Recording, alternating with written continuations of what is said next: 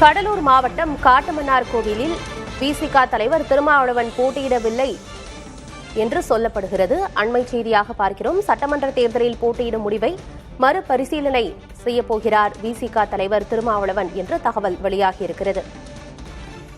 இதுவரை வேட்புமனு தாக்கல் அவர் செய்யவில்லை. இந்நிலையில் தன்னுடைய அறிவிப்பை திரும்பப் பெற இருப்பதாகவும் சொல்லப்படுகிறது. காட்டுமன்னார்கோவிலில் விசிக தலைவர் திருமாவளவன் போட்டியிடுவதாக சொல்லப்பட்டு வந்த நிலையில் அவர் போட்டியிடவில்லை என்றும் தற்பொழுது சொல்லப்படுகிறது. சட்டமன்ற தேர்தலில் போட்டியிடும் முடிவை மறுபரிசீலனை செய்வதாக விசிக தலைவர் திருமாவளவன் முடிவெடுத்திருப்பதாக தகவல் சொல்லப்படுகிறது. திருமாவளவனுக்கு பதில் விசிக மாநில அமைப்பு செயலர் இளமாறன் வேட்பாளராக அறிவிக்கப்படுவதற்கான வாய்ப்பிருப்பதாக சொல்லப்படுகிறது.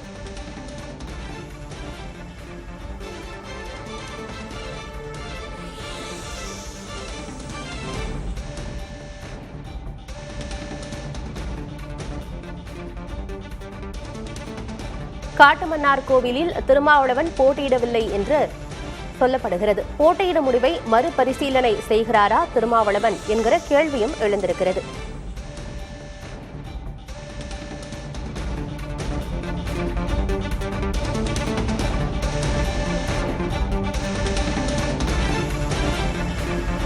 எட்டு தொகுதிகளில் விசிக போட்டியிடும் நிலையில் தன்னையும் வேட்பாளராக திருமாவளவன் அறிவித்திருந்தார். இந்நிலையில் போட்டியிடும் முடிவை மறுபரிசீலனை செய்கிறாரா திருமாவளவன் என்ற கேள்வி எழுந்திருக்கிறது.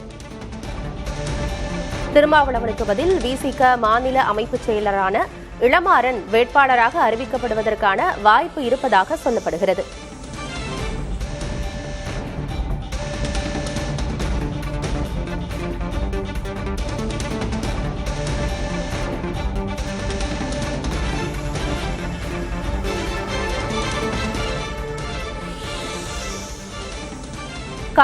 கடலூர் மாவட்டம் காட்டுமன்னார்கோவில் தொகுதியில் திருமாவளவன் போட்டியிடவில்லை என்று சொல்லப்படுகிறது. சட்டமன்ற தேர்தலில் போட்டியிடும் முடிவை மறுபரிசீலனை செய்கிறாரா விசிக தலைவர் திருமாவளவன் என்ற கேள்வி எழுந்திருக்கிறது.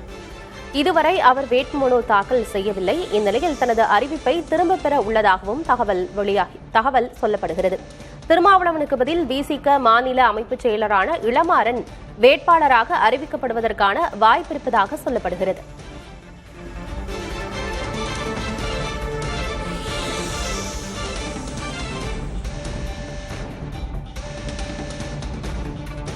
சிதம்பரம் எம்பி திருமாவளவன் முடிவில் மறுபரிசீலனை செய்கிறாரா என்ற கேள்வி எழுந்திருக்கிறது.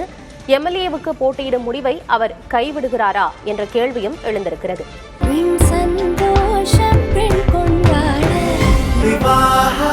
மணப்பெண்ணின் பிரத்யேகமான திருமணம் விவாஹா தி சென்னை சில்க்ஸ்.